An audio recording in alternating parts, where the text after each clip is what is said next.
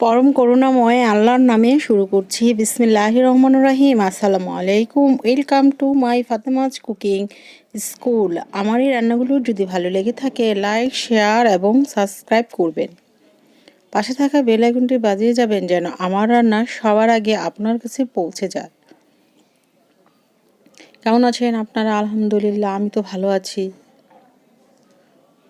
বন্ধুরা, তোমরা নিজেরা ভালো থেকো, অন্যকে ভালো রাখো, আমিও নিজেরা ভালো থাকবো, অন্যকে ভালো রাখবো, ভালো ভালো কাজ করব এবং সেই সাথে সৎ থাকবো।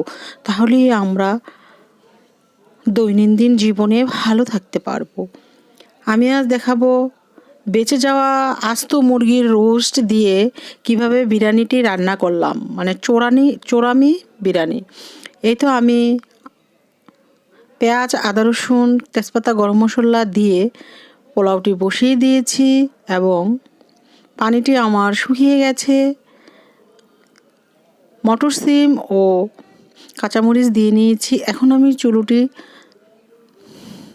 নিবু আঁচ করে দেব, নেড়ে চেড়ে দিয়ে আবারও আমি ঢেকে দেব। আর রোস্ট আমার অনেক আগের ভিডিওতে তো একটি রোস্ট আছে, আবার আস্ত মুরগির রোস্টও 2 দিন আগে দিয়েছি, চাইলে আপনারা সেখান থেকে দেখে নিতে পারেন। আর রোস্টটা রান্না করেই মূলত বিরিয়ানিটা রান্না করতে হয়। আর আমি যেহেতু অনেকগুলা আস্ত মুরগির রোস্ট করেছি, বেঁচে গেছে, চাই চোরামি করে রান্না করে ফেললাম। আপনারা কিন্তু অবশ্যই আস্ত মুরগির রোস্টটা দেখে নেবেন কিভাবে আমি করেছি, তাহলেই বুঝতে পারবেন। এই তো পোলাওটি আবারও আমি নেড়ে চেড়ে দিলাম। পোলাও তো খুব বেশি সময় লাগে না, আর গরম পানি দিয়ে করলে তো আরও সময় লাগে না। আর আমি তো সবসময় গরম পানি দিয়েই রান্না করি। এই তো আমি মুরগির রোস্টগুলো দিয়ে নিচ্ছি।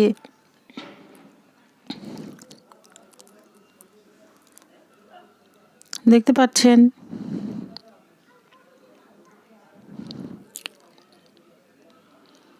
রোস্টগুলো এবং ঝোল দিয়ে নিচ্ছি।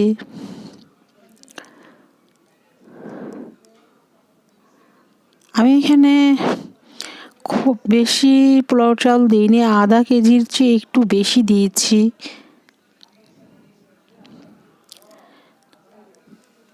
এই তো দিয়ে নিচ্ছি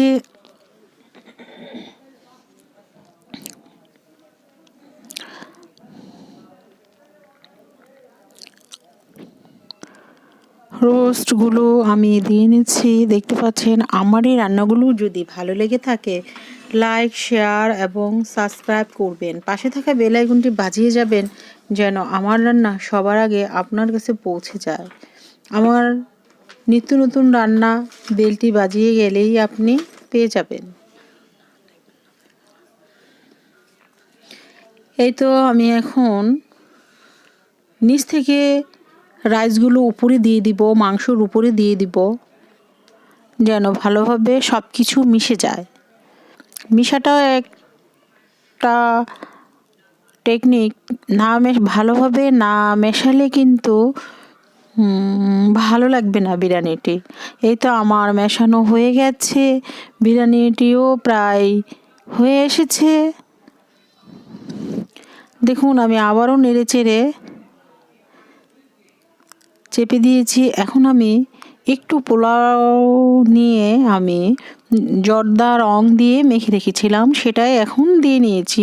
এটা অপশনাল, আমার কাছে ভালো লাগে, কালারফুল হবে এই জন্য দিয়েছি। যদি কারো কাছে ভালো না লাগে তাহলে রংটি দেওয়ার কোনোই প্রয়োজন নেই। আর এমনিতেও রং খাওয়া ভালো নয়, স্বাস্থ্যসম্মত নয়। এই তো আমার মেশানো জর্দা রঙের রাইসগুলো দেয়া হয়ে গেছে। আমি এখন একটু ঢেকে দিয়েছি।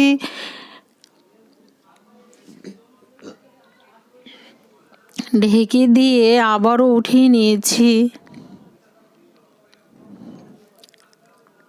আবার একটু নিচ থেকে উপরে উঠিয়ে দেব।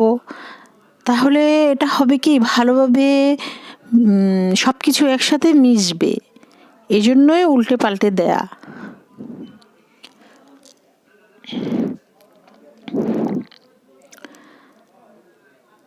নেড়ে চেড়ে দিচ্ছি, দিয়ে আবারও চেপে দিয়েছি। এখন এই তো দেখতে পাচ্ছেন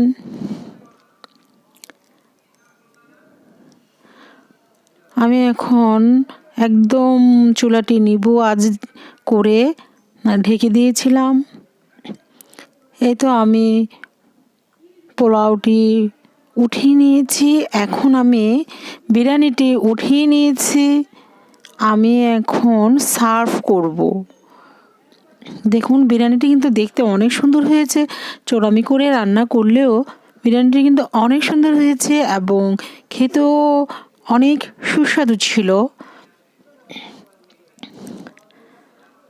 ভালো লেগেছে।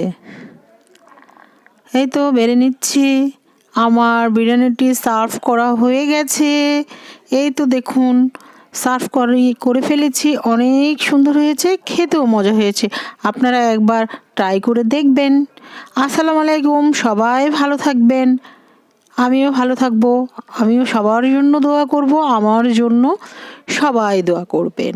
সবাই ভালো থাকুন, আল্লাহ হাফেজ। আমার চ্যানেলটি বেন এবং পাশে থাকা বেল আইকনটি বাজিয়ে যাবেন, তাহলে কিন্তু আমার নিত্য নতুন রান্নাগুলো আপনাদের কাছে পৌঁছে যাবে। আমি এখানে রান্না শেখাচ্ছি না, রান্না করছি পারি।